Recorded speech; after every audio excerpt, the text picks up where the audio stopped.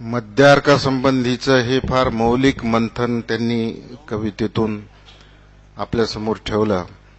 मला एक प्रश्न विचारला होता.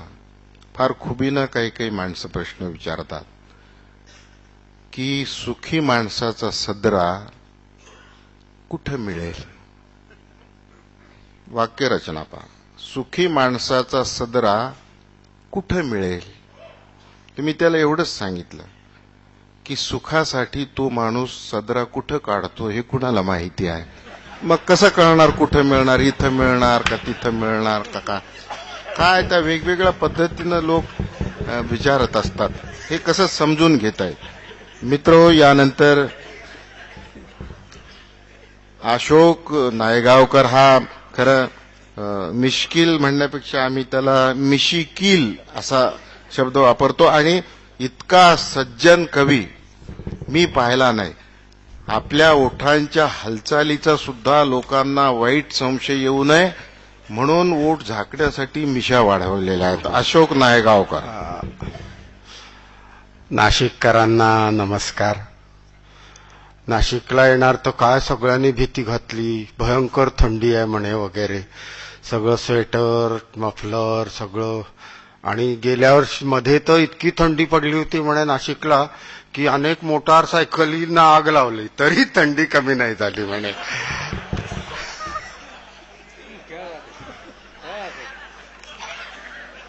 तर अशा या थंडीवरच एक सूर्यसुक्त म्हणतो.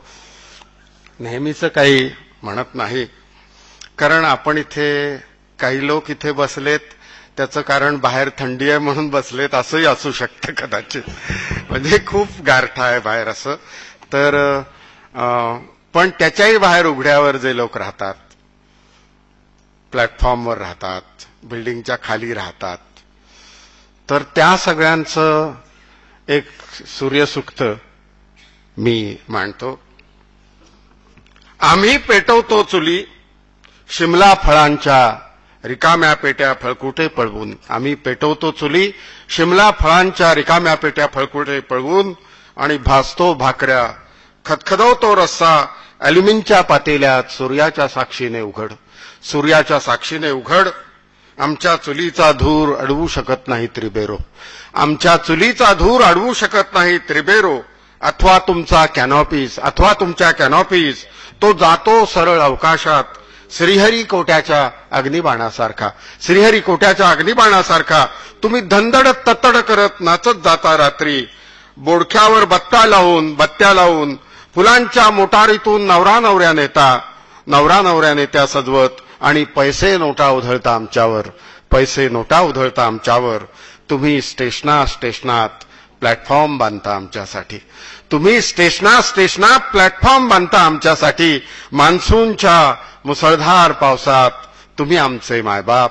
मान्सूनच्या मुसळधार पावसात तुम्ही आमचे मायबाप. इतिहासात तुमची नावे अजरामर असोत.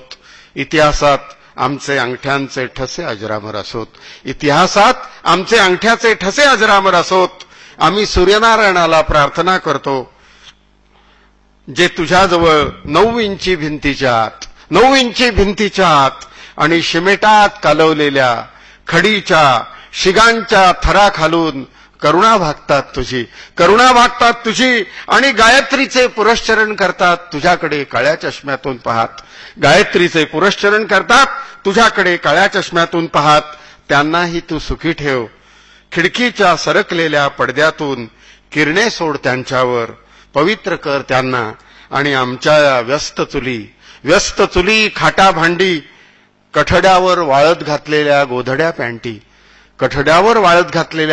पॅन्टी ज्याच्यावर ते 4थ्या मजल्यावरून 120 पान थुंकतात, त्यांना तू रोज पवित्र कर.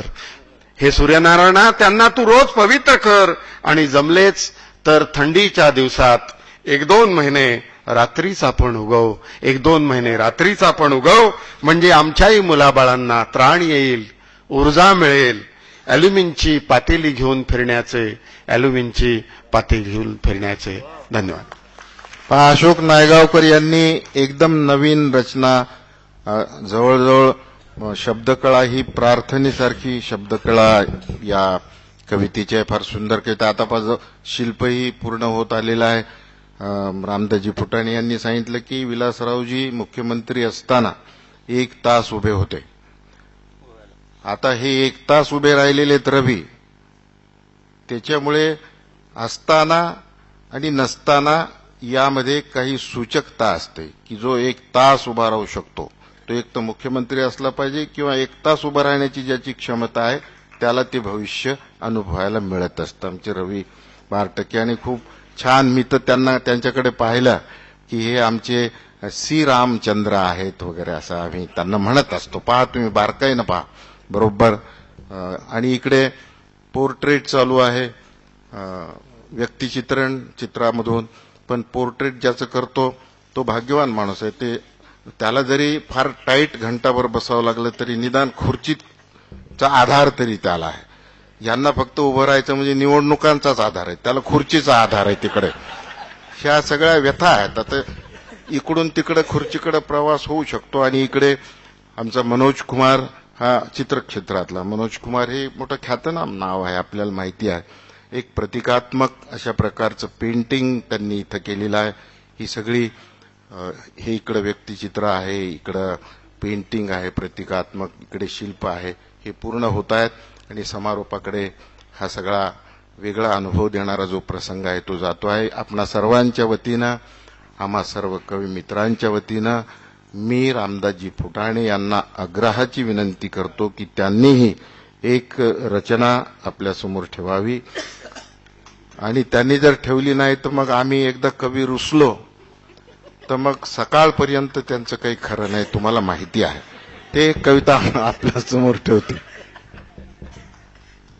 त्यांच्या गावाचंच नाव जामखेड आहे. म्हटलं तिथंही जाम शब्द असल्यामुळं आम्ही धावत पळत जातो. कुठेही अशी हाक मारताना तुमने पुकारा और हम चले आए, जाम आपलं जान हतेली पिले आहे रे वगैरे असं ते जुनं गाणं होतं रामदासजी फुटाणे. आडनाव आता ते तर आडनाव फुटाणे म्हणजे ते स्वतःच कोटी करतात की जिथं जाम आहे तिथे फुटाणे. म्हणजे हे आपले जुने पारंपरिक लोक स्नॅक्स आहेत. आता बदलले ते, पण त्याला पर्याय नाही. किती म्हणजे सूचकपणे ते रवी बारटकेंना सांगतायत की आता संध्याकाळची व्यवस्था करा. पुन्हा बार बोल रहे बारटके. ठीक आहे मित्रांनो, खूप कटपीस ठीक आहे. चांगला अनुभव. आपण आता हे फिनिशिंग खरं म्हणजे 2-3 तास लागतात एक शिल्प करायला. साधारण कशा पद्धतीने ते रचलं जातं हे आपल्याला कळावं, हाच त्यातला उद्देश होता. आता हे पुन्हा पेंटिंग नंतर फिनिश करत बसतीलच हे लोक. समारोपाकडे जात आहोत. सकाळपासून बरीच मंडळी इथे आहेत. 12 तास झाले आज जवळजवळ सभागृहात या. त्यांना मनापासून धन्यवाद देतो. सर्व कवी मित्रांना. खरं पाहिजे प्रत्येक कवी हा एक 1-1.5 तासाचा स्वतंत्र कार्यक्रम करणारा असा कवी आहे. त्यांना एका कवितेवरच आपण इथं फक्त बोलवलं आणि तरी ते प्रेमाने आले. त्यांचा अत्यंत आभारी आहे. आणि आता मी खरं म्हणजे मी तिथे किती वेळा स्टेजवर यायचं हा एक भाग आहे. पण तरी आता विनंती केली यांनी एक कविता म्हणण्याची. एक हिंदी कविता म्हणतो.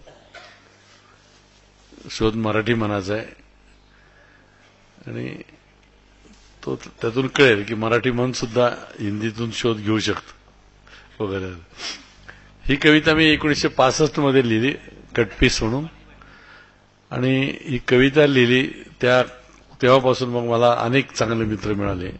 त्यात दादा कोंडके, विजय तेंडुलकर अशी सगळी नावं होती. आणि हिंदी कवी संमेलनात जाण्याची संधी मिळाली. 65 साली लिहिलेली कविता आहे. 40 वर्षानंतर आता तुम्हाला जवळजवळ 25 वर्षानंतर ऐकवत आहे. एक मनुष्य रस्त्यावर कटपीस युक्ताने सांगतो की जगात कुठलीही गोष्ट अखंड नाही. प्रत्येक गोष्ट कशा ना कशाचा एक तुकडा कटपीस आहे. था बेच रहा कटपीस हाथ पर कोई बनिया फुटपाथ पर पब्लिक को उसने टटोला. चिल्ला चिल्ला कर वह बोला, क्यों जाते भैया दुकान में, क्या रखा है वह ठान में. पूरा ठान ना ले पाओगे, काट के कपड़ा ले जाओगे, कपड़े को काटेगा दर्जी. जैसी होगी उसकी मर्जी, तो बोलो अम्मा बोलो भाई, कटपीस की इस दुनिया में चीज कौन सी अखंड आई। पर्ण फूल डाली के टुकड़े, पर्ण फूल डाली के टुकड़े वृक्षों ने बाहों में पकड़े। इसी वृक्ष को काट काट कर टेढ़ी सीधी छांट छांट कर फर्नीचर बन गया हमारा। कटपीस का है खेल ये सारा। तो बूंद कटपीस है धारा की, पाण्याचा थेंब बूंद कटपीस है धारा की, धारा कटपीस है बादल की, बादल कटपीस है सागर का, सागर कटपीस है धरती का, धरती के कटपीस को कहते देश हमारा, देश हमारा। धरती के कटपीस को कहते देश हमारा, देश हमारा।